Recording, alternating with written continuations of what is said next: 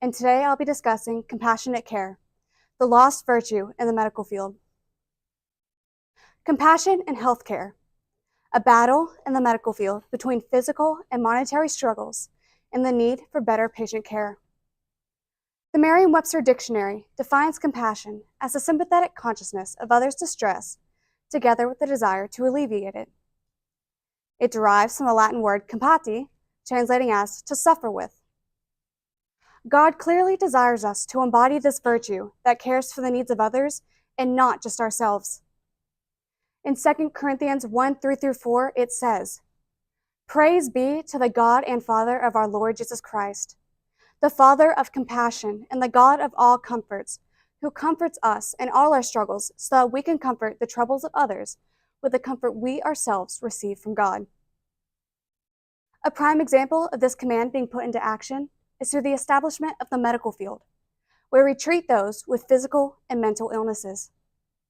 The medical industry consists of millions of healthcare providers dedicated to seeing others healed. At least, that is what it's supposed to do. For decades and even today, the medical industry faces burnout, staff shortages, rising healthcare costs, lack of transparency, and even struggles of patient safety and preventable medical errors. These issues have ultimately lessened the amount of compassion necessary to be in charge of patients' health, especially for the terminally ill. Families of the terminally ill struggle to find the right doctor to provide accurate palliative care for their dying family member. And if they do find a compassionate doctor who respects their religious beliefs, treatment preferences, and end-of-life choices, they are considered lucky. Why should the terminally ill ever be considered lucky when it comes to receiving accurate care? The unfortunate reality is that chronically and terminally ill patients of all ages are either stopped from receiving the compassionate care they require or are forced to fight for it.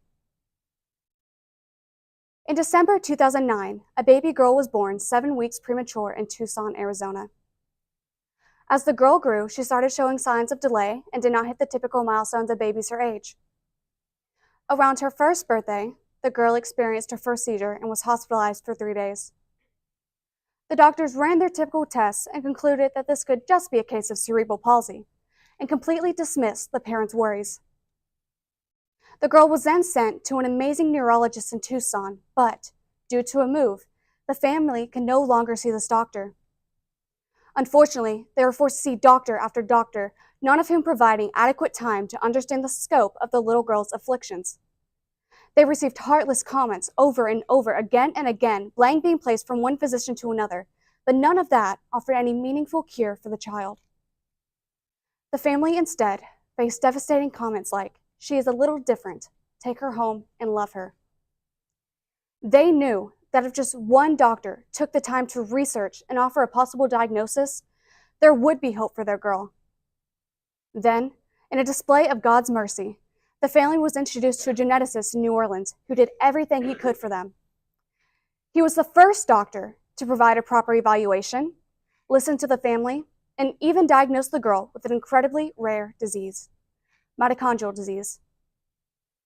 With the knowledge of this new diagnosis, the family went to a GI specialist who found third-degree burns all down the girl's esophagus and stomach from stomach acid, a result from the lack of prior treatment.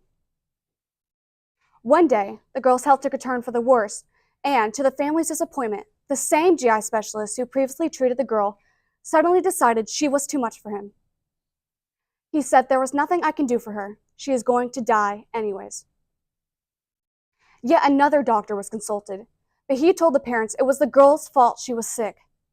How could this be if she was only 6 years old? In the span of 5.5 years, only 3 doctors tried their best to help an extremely sick little girl, and of the 3, 1 gave up. If the parents did not continue to fight for better doctors, the girl would have died. Throughout this paper, you will hear of several issues within our medical industry and the hidden, extreme consequences that many patients face.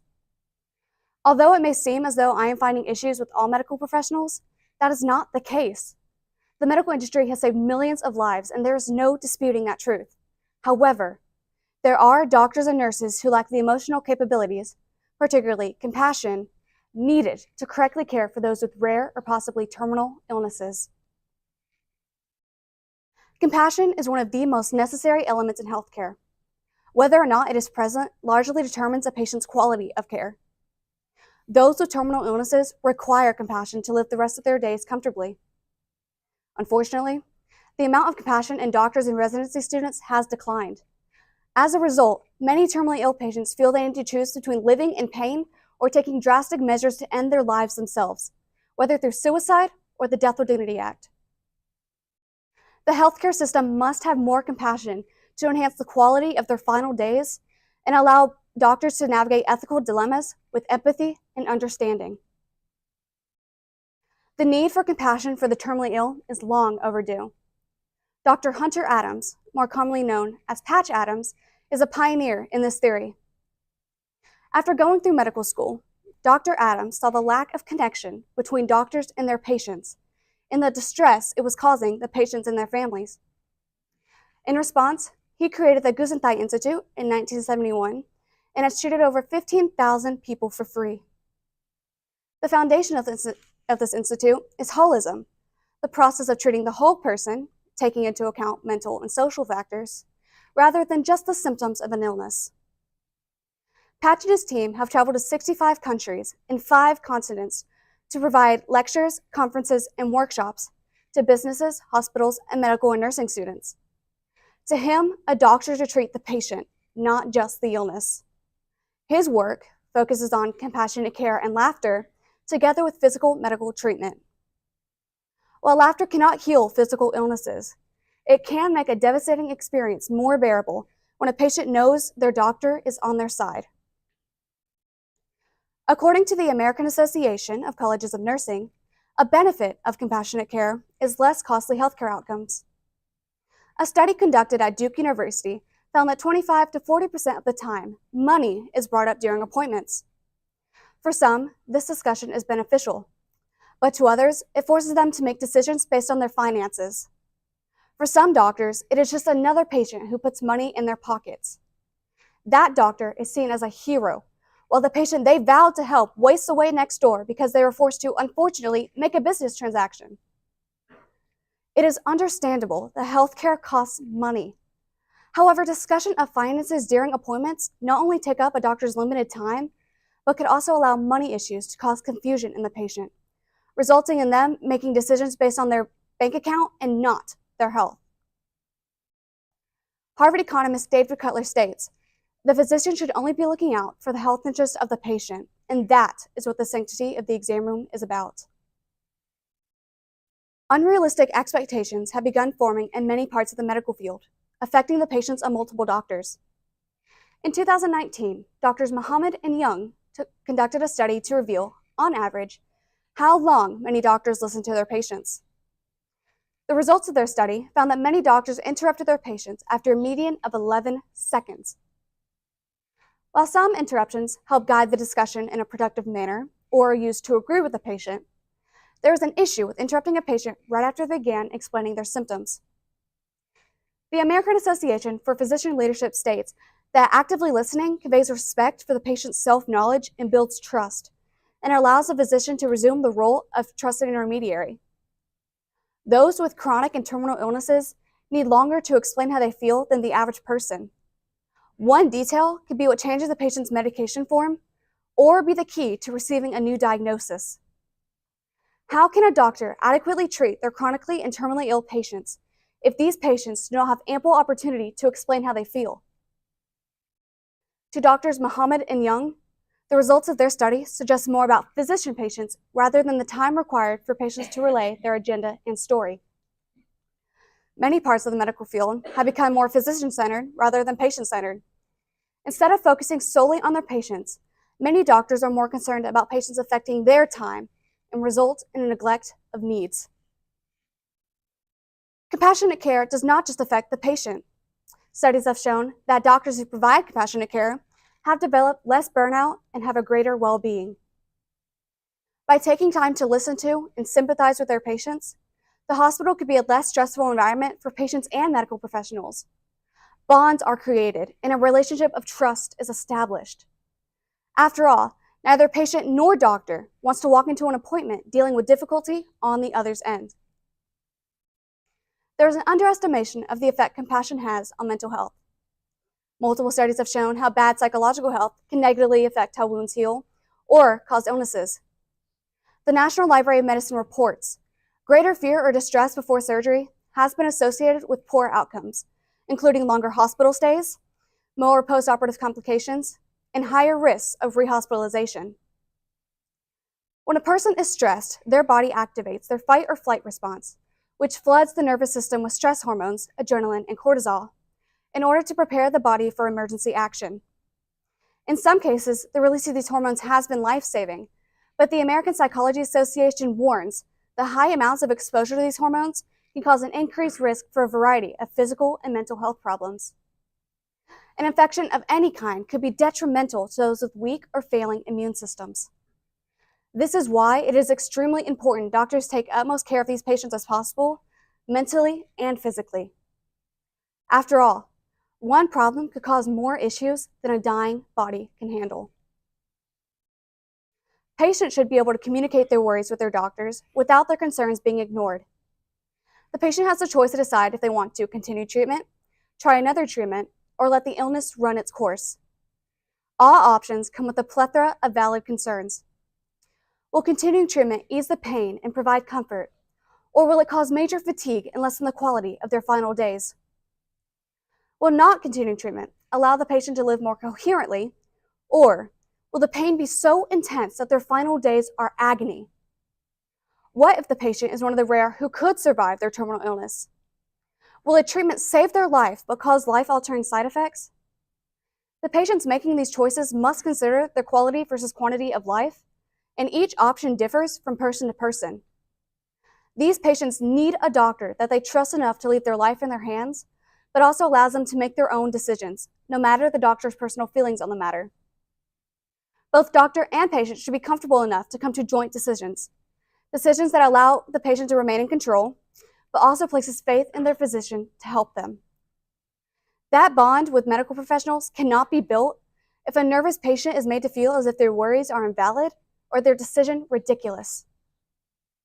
By providing a safe place for patients to explain how they feel, doctors and nurses are helping them more than they realize. Many terminally ill patients are either bedbound or require constant care. Changing bedpans, helping shower, and even needing help to move can be humiliating for a patient, especially one who is not used to being unable to care for themselves. A calm, gentle nurse can make these experiences less embarrassing and help the patient come to terms with their need for help. This could not only make treating patients easier for the nurses, but also help prevent unneeded stress for everyone involved. The final weeks of a terminally ill patient, whether at home or in the hospital, must be calm and relaxed. As a terminal illness progresses and the body begins to deteriorate, energy becomes scarce and should only be used when necessary.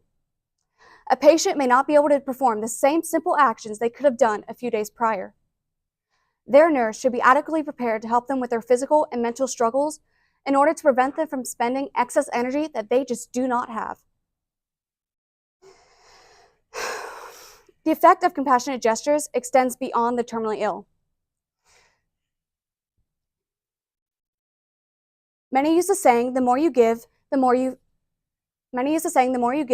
receive in order to explain the effects of compassionate gestures, and in this case, it is more than accurate.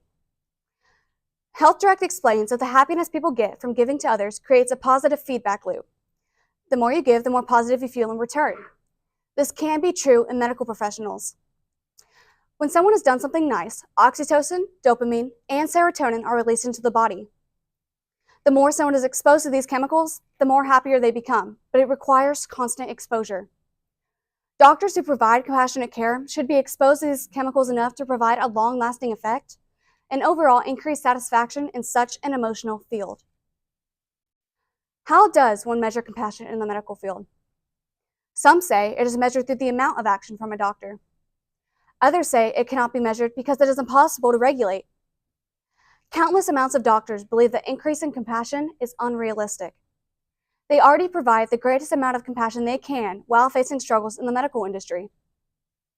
It seems impossible to justify this, but there are cases where patients have retaliated against the lack of compassion and come up with their own solutions no matter how much gray area they may be.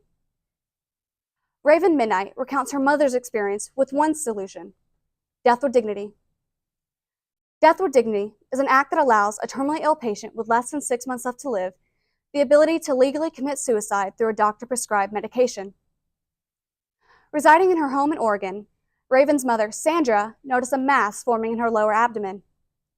It was alarming to her, but when she brought it up with her doctor, she was pushed to the side, claiming her issue was from Sandra being overweight. This experience humiliated Sandra, and she sought out another doctor, but it was already too late. She had leiomyosarcoma, a rare type of cancer that forms in the smooth muscles.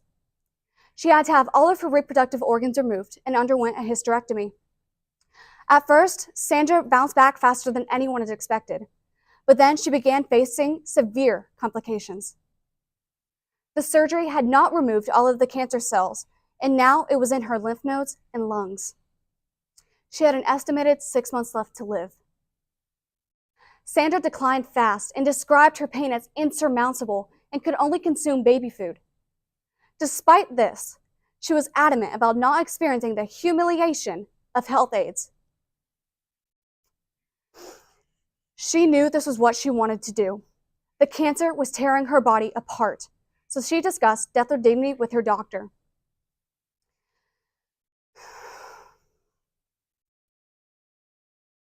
Since she could no longer control her ability to keep living, she wanted control over her death. Sandra took her life in June of 2012 after spending the weekend with her family. She got to live her final days happily and pass away peacefully, and her family got to get closure and make memories with her before her death. Without researching what death with dignity entails, allowing Sandra to control her death seems merciful. In reality, that is not the case and violates both biblical and moral mandates. In order for a patient to receive the death with dignity medication, there are rules they must follow. Rules that appear to keep coercion and murder at bay, but who is there to enforce them? One rule is that a patient must be mentally capable of making their own decisions regarding their medical health. But who is qualified enough to confidently decide a patient is mentally able of making such a drastic decision? If a non-sick patient were to tell their therapist or doctor that they were experiencing suicidal thoughts, that doctor is required to tell a family member, government organization, or the police. There are even cases where patients have been admitted to a psych ward because they are deemed a danger to themselves or others without even attempting suicide. Why is it different when a dying patient expresses their need to die before their time? Their life is just as precious as everyone else's. If a patient is expressing their need to die because of excruciating pain and a poor quality of life, more needs to be done to provide distractions and manage symptoms. Dr. Megan Hsu, an orthopedic surgeon at Johns Hopkins Hospital, says that there is not always something you can do for your patients medically, but there is always something you can do that validates their fears, empowers them, and lets them know that you are doing everything you can to help them in every way.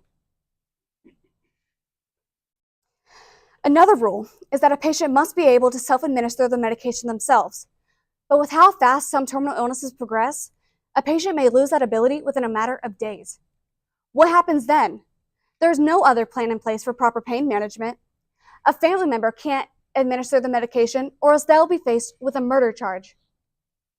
Section 602.915 of Minnesota State Legislature says, anyone who intentionally advises, encourages, or assists someone in the taking of their own life will receive a sentence of no more than 15 years or a fine of no more than $30,000 or both. A written request for this medication must be witnessed by at least 2 other people, one of whom is not a beneficiary of the other's will. There is nothing that guarantees that the patient was not coerced from other family members who will benefit from his or her will. By allowing this act to take place, there are hundreds of ways for the wrong person to squeeze themselves into power over a vulnerable patient. But these issues are clouded by panic.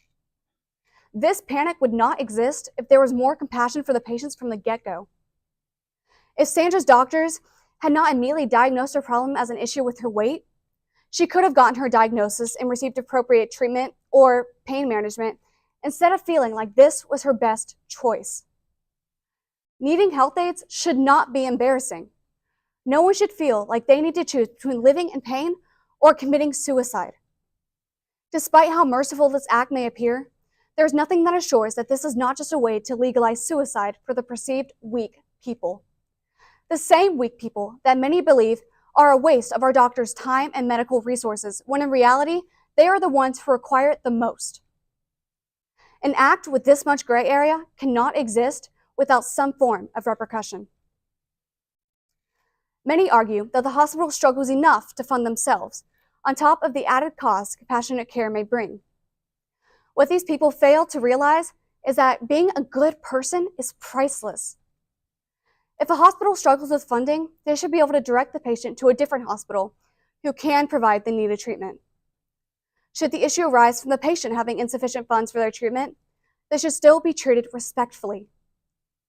These patients do not choose to spend their money on never-ending hospital bills and should not be made to feel worse if they cannot pay immediately. The hospital should not be more focused on the amount of money a patient has instead of the reason for them being there. Although not all are fortunate, some hospitals can partner with charity organizations in order to help defray their costs. Compassionate actions are not just limited to healthcare professionals. Healthcare providers should be able to provide compassion to those who are having difficulty paying. This does not exempt the patient from paying for their treatment, but the hospital should be compassionate to those who do not have insurance or have low funding. St. Jude's Children's Hospital is well known all throughout the United States. Their main hospital treats more than 8,000 patients a year, not including the patients they treat at their other locations all throughout the United States, and has increased childhood cancer survival rates by up to 80%. They do all this through donations, ensuring no family ever receives a bill for their care. Every year, St. Jude's raises around $2 billion in donations, spending $100 million on digital, print, and television advertising. They partner with thousands of charity organizations and businesses because they care more about the possible survival of these innocent children more than whether or not their parents can pay the treatment fees. They have countless advertisements, galas, and fundraisers because they want to make sure that their patients' families do not go through treatment or payment on top of their child's terminal illness. Many argue that this research center has only gotten profit because of the sick kids in their commercials. In some cases, this might be true, but you do not see many other hospitals, especially non-children's hospitals, have the same dedication to saving all of their patients. There are not many other hospitals having the same dedication to treating as many of their patients as they can who have terminal illnesses. In the end, their efforts make them more admirable because they have compassion for those who seem like a lost cause. What is stopping others from trying to do the same? By having more compassion and putting in more effort for those suffering, who knows how much our medical industry could change? One of the biggest issues in the medical field today is staff shortages. There are simply not enough nurses to cover the hundreds of patients in each ward, so they are overworked, resulting in emotional and physical burnout. While we must be sympathetic to the struggles every nurse carries, it is important to remember that this is the job that they chose. They went through nursing school knowing that this was not a job that they could put in the bare minimum and were made aware of the struggles that the nurses of today's world were facing. While it does not give the hospital the right to overwork them, especially without any form of benefit or compensation, the patient should not be the one to take the heat of the nurse's frustration and exhaustion. There are ways for a nurse to provide compassionate care while going about their required tasks. For example, small talk with a patient while checking vitals does not extend the specific time allotted to that patient. By providing compassionate care, they are not just helping the patients have the ability to be more comfortable in such a terrible time, but could also help prevent the nurse from experiencing even more exhaustion than they already do. Many argue that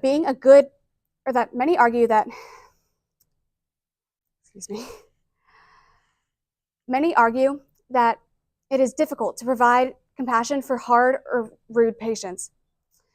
But Ephesians 4:32 says, "Be kind to one another, forgiving each other, just as Christ God forgave you." And Romans 12:10 commands us to outdo yourselves in one another. How much more important are these commands when Christ God or for Christ's God when we are considering those who are in such pain and despair that they are considering ending their lives with an act as seemingly appealing and problem-solving as death with dignity. These commands must find their way back into our healthcare community, and they must find their way quickly.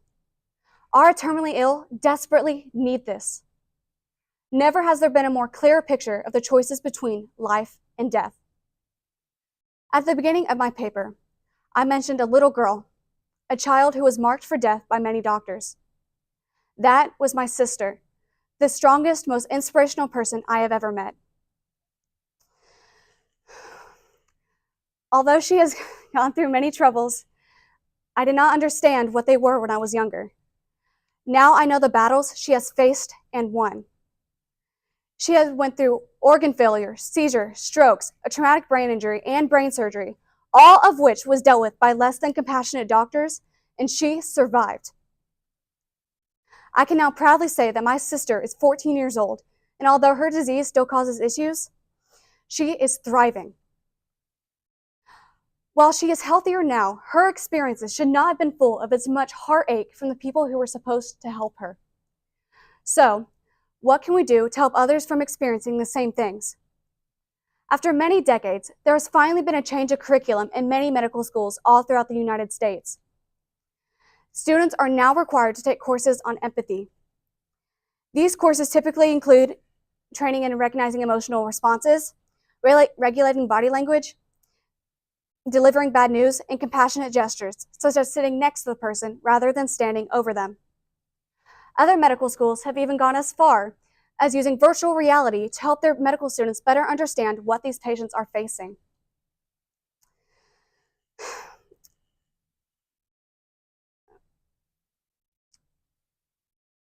One college of medication has gone through their approach to a more holistic approach to medicine. Their founding dean, Dr. Robert Fulberg, has explained their reasoning for this approach. Empathy is more than a course or how we teach or inspirational speakers.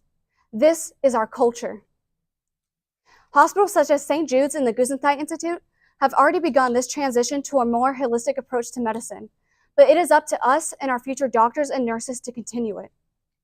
Ultimately, the biggest change we need is having more kindness and empathy for those who are suffering, just as Jesus has demonstrated. Thank you.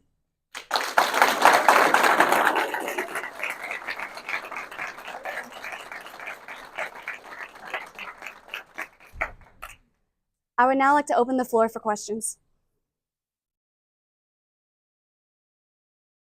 Okay, Lilyana, I'll start.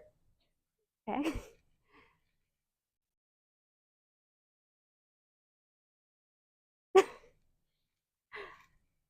Maybe you should start. Lilyana, can you, your thesis has changed a little bit over the last year. Yes, sir. And can you tell us how, I was really encouraged by the portion of your thesis in which you told the story about Sandra and death with dignity. At one point you mentioned, and I'll give you that quote,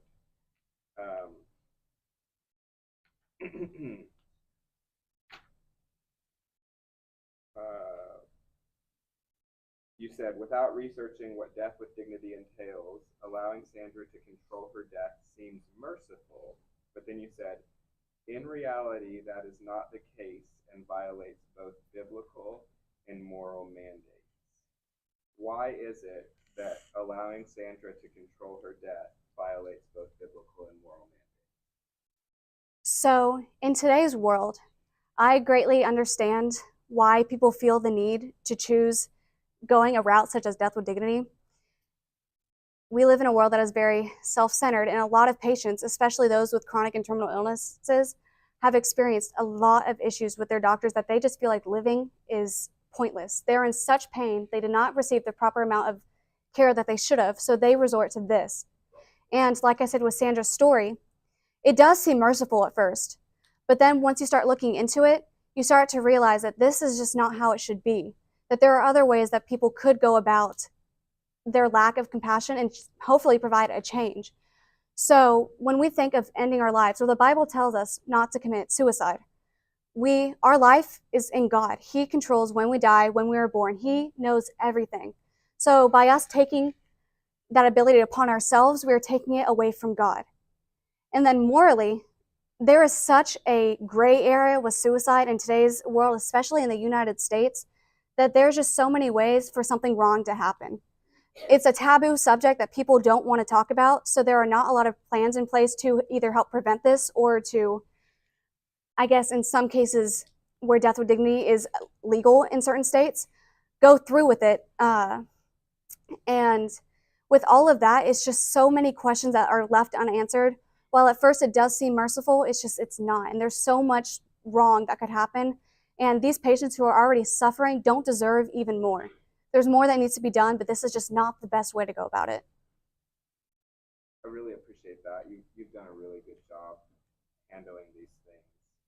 And I appreciate you ending Sandra's story with the question of what would it have been like had compassion been more part of her treatment earlier on. I really do appreciate that. Just one other question. You mentioned the Latin root of compassion in the beginning of your thesis, and you said to suffer with. You also quoted 2 Corinthians, that the reason for our suffering is so that we might suffer with other people. Mm-hmm. How do you think that might work its way into training compassion in doctors? I think once doctors start to realize that they're going through medical school and they're putting in the money because these are patients that need help, and they should be, if they're willing to go through all of that, they should be willing to put in that effort. So by realizing that we are all given struggles from God so that we can help others who experience the same things, then this could change our world so much. I am chronically ill. I have gone through struggles. I've seen my sister go through struggles. And although ours are different, it has vastly changed how I want to go about my life. Hopefully, in a few years, I will be Dr. Lilyana Reyna. And because of this, I know that I can use my struggles to put towards other people to help make sure that they don't go through the same experiences that I went through to get my diagnosis, that my sister went through. And just the more that we have people who are willing to put in that effort, the more it will change so incredibly. There's just so much that we need to do, and that this verse in itself can help our future doctors go on that path. So, Liliana, great job. Why do you think compassion in medical care has declined over the years? That's a great question. Honestly, I'm not sure. I will say, as I said earlier, our world is fallen from sin. And in response, we have become a very self-centered people group. We care more about what other people's actions do to affect us instead of what our actions do to affect others. And this has been an issue for hundreds of years. And we have help, such as the Hippocratic Oath, but in the end, it hasn't been enough. And I think that stems all back to we have sin in our world. So I will say that recently there has been a change to provide more compassion and empathy. Medical schools are going through a change in curriculum where patients or students have to go through courses on empathy because we do lack that natural ability to be empathetic to people. You think it's easy, but it's not.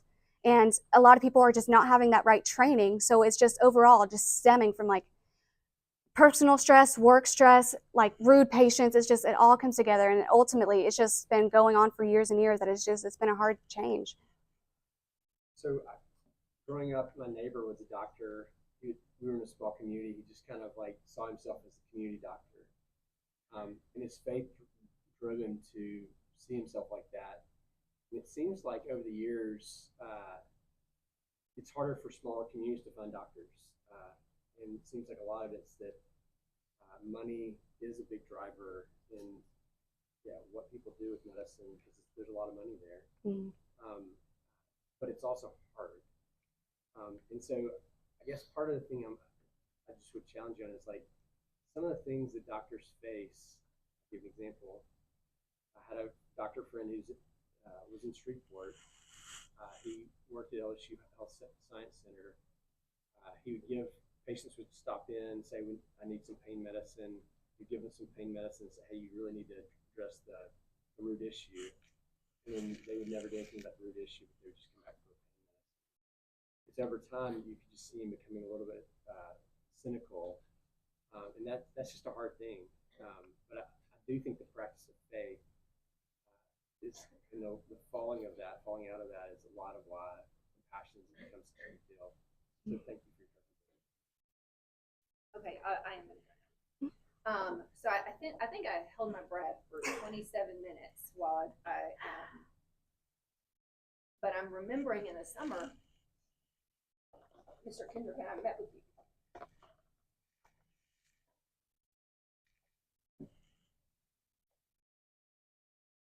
And we wanted to see you change your mind about your argument.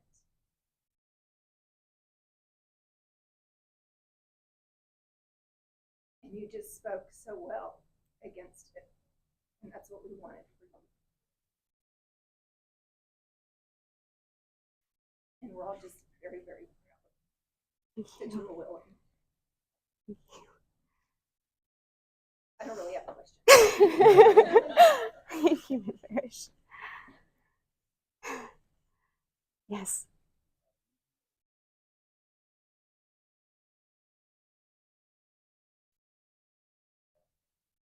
I think it could be a benefit. Honestly, I'm not too sure where exactly I stand with that. I think there are tons of ways that we can go about changing this, and universal healthcare could be one of them. But as of right now, I cannot give a proper answer to that because, I mean, again, there is just we may think one way will work, but it may not work in the long run, and another might work even better than we originally thought. So with an answer such as that, it's just hard to give a direct, like, yes or no. Yes?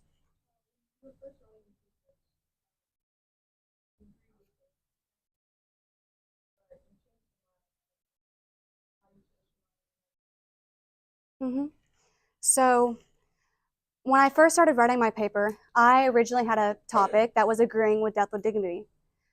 As I said earlier, I have gone through experiences personally with my sister who was told that she would not survive past the age of 4.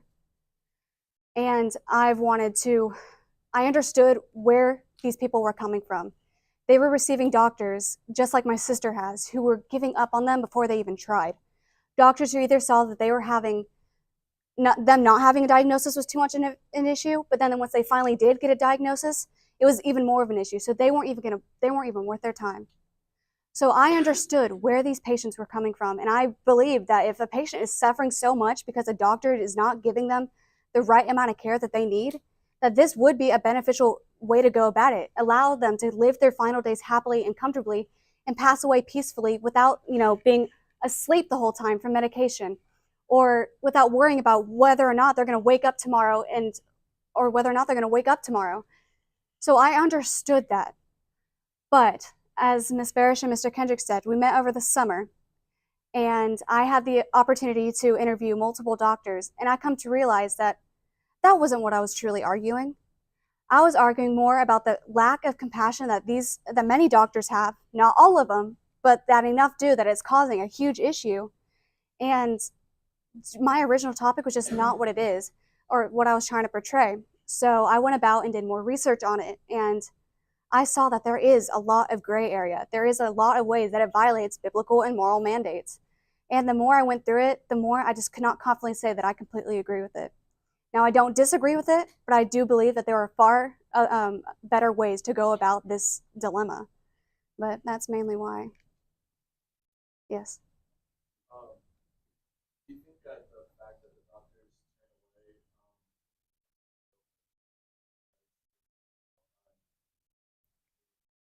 turn away That is an excellent question. So that is what happens. A lot of doctors do feel like they are out of their league when they face people who have either like extremely rare or most likely terminally ill diseases. And in those cases, what I would suggest is that they send them to a different doctor who can provide that needed treatment.